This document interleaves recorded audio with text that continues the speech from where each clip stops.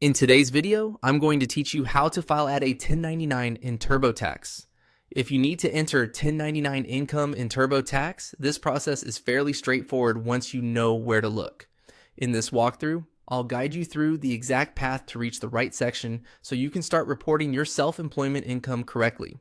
To begin, sign in to TurboTax and go to the main tax return area. From the top navigation, click on Federal.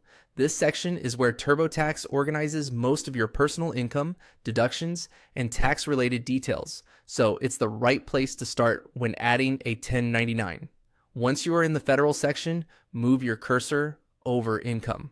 Hovering over income will reveal the area where TurboTax groups all of your earning sources, including wages, contract work, and other tax forms. Take your time here so you can clearly see the available options. From there, click on Wages and Income Summary. This page gives you an overview of the income categories already entered and the ones you can still add. It's essentially the central hub for managing your earnings information, and this is where you'll continue into the 1099 related section.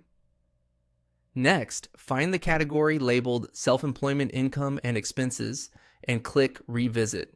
This is the section TurboTax uses for many types of 1099 income, especially if the income came from freelance work, contract jobs, side gigs, or other non-employee compensation.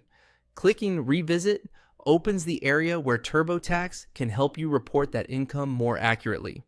On the next screen, click Yes. This confirms that you do need to work on your self-employment income section. It tells TurboTax to continue with the guided setup for reporting this type of income properly. If you've been issued a 1099 for work you performed independently, this is typically the correct path. After that, TurboTax may let you know that to accurately report this income, you'll need to upgrade. This is an important part of the process because self-employment income often requires features that aren't included in every version. Read the prompt carefully and follow the on-screen instructions if an upgrade is required.